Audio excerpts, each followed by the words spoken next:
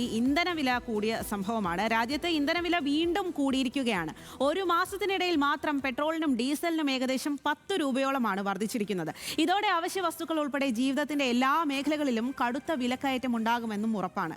പഴയ കാളവണ്ടി കിട്ടുമോ, ഒന്ന് തള്ളിക്കൊണ്ട് നടക്കാൻ വെള്ളം ഉപയോഗിച്ച് ഓടിക്കുന്ന വാഹനം കണ്ടെത്തണം.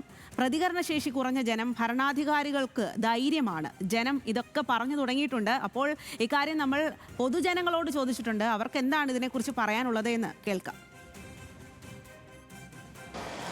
പശ്ചിമേഷ്യൻ യുദ്ധ പശ്ചാത്തലത്തിൽ സംസ്ഥാനത്ത് ഇന്ധനവില ഓരോ ദിവസവും വർദ്ധിച്ചു വരികയാണ്. കഴിഞ്ഞ 2 ആഴ്ചക്കിടെ 8 രൂപയിലധികം വർധനമാണ് ഇന്ധനവിലയിൽ മാത്രം ഉണ്ടായിരിക്കുന്നത്.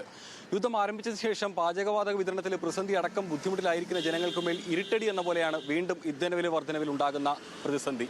പിന്നെ നമ്മളെ വണ്ടിക്കൂലി മാത്രമല്ലല്ലോ, നിത്യോപയോഗ സാധനങ്ങളുടെ വില വർധനവും, പിന്നെ സ്പെയർ പാർട്സിൻ്റെ വില വർധനവും. ആരോട് പറയാനാ? ഇതൊക്കെ നമ്മൾ സഹിക്കണ്ട. ദിവസവും കൂടിക്കൊണ്ടിരിക്കുക. ഇപ്പം ക്രൂഡ് ഓയിലിന് വില കുറഞ്ഞിട്ടും ഡീസലിന് അവർ തെരഞ്ഞെടുപ്പ് കഴിഞ്ഞപ്പോഴത്തേനും മുതലാക്കുക എന്നുള്ളതാണ് ഇപ്പം കാണുന്നത്. ഡീസൽ പെട്രോൾ വില വർധനമെന്ന് പറഞ്ഞാൽ ക്രൂഡ് ഓയിലിൻ്റെ വില വർദ്ധിപ്പിക്കുന്നത്, നമുക്ക് നിലവിൽ ക്രൂഡ് ഓയിലിന് വിലയില്ലായിരുന്ന കാലഘട്ടത്തിൽ പോലും കേന്ദ്ര ഗവൺമെൻറ് UPA ഗവൺമെൻറ് ആയിരുന്നപ്പം പെട്രോളിൻ്റെ സ്വകാര്യ വ്യക്തികൾക്ക് കൊടുത്തു. BJPയുടെ ഗവൺമെൻറ് അധികാരത്തിൽ വന്നപ്പം ഡീസലിന് സ്വകാര്യ വ്യക്തികൾക്ക് കൊടുത്തു. അപ്പോൾ അവരാണ് നിയന്ത്രിക്കുന്നത്. കേന്ദ്ര ഗവൺമെൻറ്റിന് ഇതിന് യാതൊരുവിധ പങ്കുമില്ല.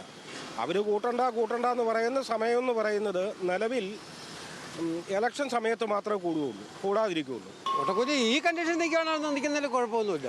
പക്ഷേ ഇനി മുന്നോട്ട് പോയി കഴിഞ്ഞപ്പോഴത്തേക്കാൻ മേലാതെ വരും, വണ്ടിക്കൂലി കൂട്ടേണ്ടി വരും.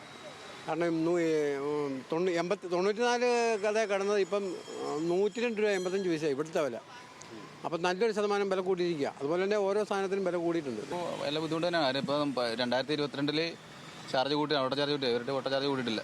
കാരണം ആ ചാർജ് തന്നെ ഓടണം. അപ്പോൾ ഇപ്പോഴത്തെ ഡീസൽ വിലക്കും പെട്രോൾ വിലക്കും ഞങ്ങൾക്ക് മുമ്പോട്ട് പോകാൻ വല്ല ബുദ്ധിമുട്ട് തന്നെ. പെട്രോൾ ഭയങ്കരമായിട്ട് ബുദ്ധിമുട്ട് നിൽക്കുന്നുണ്ട്. എല്ലാ സാധനങ്ങൾക്കും വില കൂടുതൽ. യുദ്ധത്തിൻ്റെ പേരും പറഞ്ഞ് ഭയങ്കരമായിട്ട് വില കൂട്ടിയാണ് മേടിക്കുന്നത്.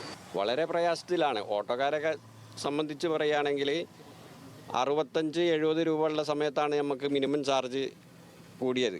ഇപ്പോൾ 101 രൂപയാണ് ഇന്ന് അമ്പലവയലിലെ ചാർജ്. ശരിക്കും പ്രൈവറ്റ് ബസ് നിർത്തിയിടേണ്ട അവസ്ഥയാണ്. സ്കൂൾ കൂടി തുറന്നു കഴിഞ്ഞാൽ നമുക്ക് ഡീസൽ ചെലവ് പിന്നെയും കൂടും. ഇപ്പോൾ തന്നെ ടാക്സ് അടയ്ക്കാനും ഇൻഷുർ അടയ്ക്കാനും കഷ്ടിയേ കിട്ടുന്നുള്ളൂ. പെട്രോൾ വില വർധനവ് നമുക്ക് 30-35 ലിറ്റർ എണ്ണ അടിച്ചുകൊണ്ടിരുന്നതാണ്. 3000 രൂപ 3500 വന്നുകൊണ്ട് ഇപ്പോൾ 3800 4000 രൂപ വരെ എണ്ണ പൈസ തന്നെ ആയിക്കൊണ്ടിരിക്കും. ഇന്ധനത്തിന് മാത്രം വില കയറി കഴിഞ്ഞാൽ എല്ലാത്തിനും വില കയറും, സകലത്തിനും വില കയറും. ജീവിത ചക്രം താളം തെറ്റാനായിട്ട് ഇന്ധനത്തിന് മാത്രം വില കയറിയാൽ മതി. ഇന്ധനത്തിൻ്റെ കാര്യത്തിൽ മാത്രം എടുത്തുവെച്ചാൽ മതി. അത് മാത്രം മതിയല്ലോ ലോകം മുഴുവൻ വില കയറ്റത്തിൻ്റെ കാര്യം. ഇപ്പോൾ എവിടെയോ നടക്കുന്ന യുദ്ധത്തിൻ്റെ പേരിൽ നമ്മൾ ഇവിടെ കിടന്ന് അനുഭവിക്കുന്നില്ല. നമ്മുടെ ഇപ്പോൾ ഡീസലിനും പെട്രോളിനൊക്കെ വില കൂടുമ്പോൾ നമ്മൾ ഒരു തൊഴിൽ മാർഗ്ഗമാണിത്. പക്ഷെ നമുക്ക് ഭയങ്കര ബുദ്ധിമുട്ടുകളാണ്. നമുക്കതിനുള്ള വേതനം നമുക്ക് കിട്ടുന്നില്ല. നമ്മളിപ്പോൾ ഓടിയിട്ട് കച്ചവടം വളരെ മോശം. അപ്പം അങ്ങനത്തെ ഒരു സാഹചര്യത്തിൽ ഇത് മുന്നോട്ട് കൊണ്ടുപോകുന്നത് എങ്ങനെയാണെന്നൊരു പിടിയില്ലാണ്ട് നിൽക്കണത്.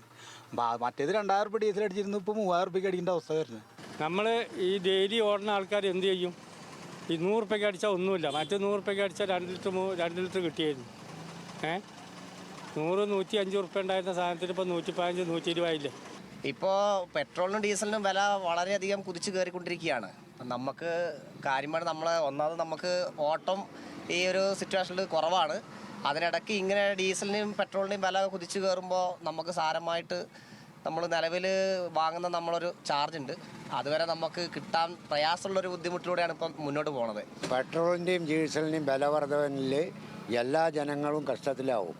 പ്രത്യേകിച്ച് നമ്മളെ പോലുള്ളവരൊക്കെ ബാധിക്കും. എല്ലാ സാധനങ്ങൾക്കും വില കൂടും. അത് ഭയങ്കര കഷ്ടമാണ്.